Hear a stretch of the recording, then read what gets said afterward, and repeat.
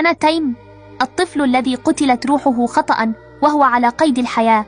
كنت طفلا صغيرا في 4 من عمري من اليمن، أحب اللعب وأعشق الحياة. حفظت جزءا من القرآن الكريم وكنت أستمتع بترديد آياته بصوتي الصغير. كانت عائلتي فخورة بي، وكانت أمي دائما تدعو لي أن أكون من حفظة القرآن. لم أكن أعلم أن حياتي ستنقلب رأسا على عقب في لحظة واحدة. في أحد الأيام بدأت أشعر بألم في حلقي. ذهبوا بي إلى مستشفى الصفوة في تعز، ولم يكن في بالهم أن هذا المكان سيصبح شاهدا على أكبر مأساة في حياتي.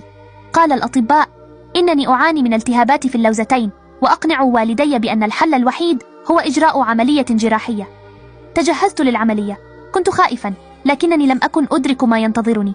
أدخلوني إلى غرفة العمليات وبدأوا بتخديري. أغمضت عيني وشعرت أنني أغادر هذا العالم. فجأة توقف قلبي عن النبض لمدة 15 دقيقة. أحسست أن روحي غادرت جسدي ووجدت نفسي في عالم مختلف. كنت أنظر إلى نفسي في غرفة العمليات، أرى الأطباء من حولي وأسمع أصواتهم، لكنني لم أكن قادرا على العودة. بعد فترة من الغياب عدت للحياة، لكن لم أستيقظ. دخلت في غيبوبة استمرت شهرا كاملا.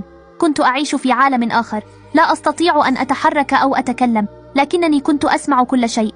أسمع أمي تبكي بحرقة، وأسمع صوتها وهي تقرأ القرآن بجانبي.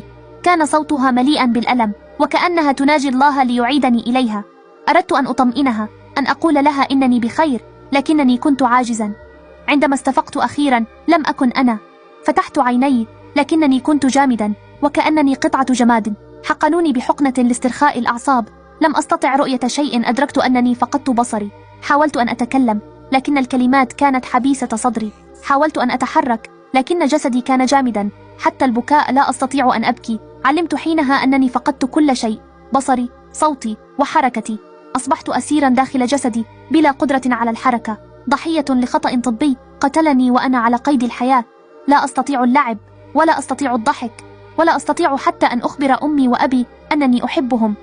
قال بعض الأطباء بأن نتيجة الخطأ قد يكون جرعة تخدير زائدة، عدوى أثناء العملية، أو إجراء آخر خاطئ. والآن كل ما أستطيع فعله هو الانتظار، انتظار انتهاء لصراعي بين الحياة والموت.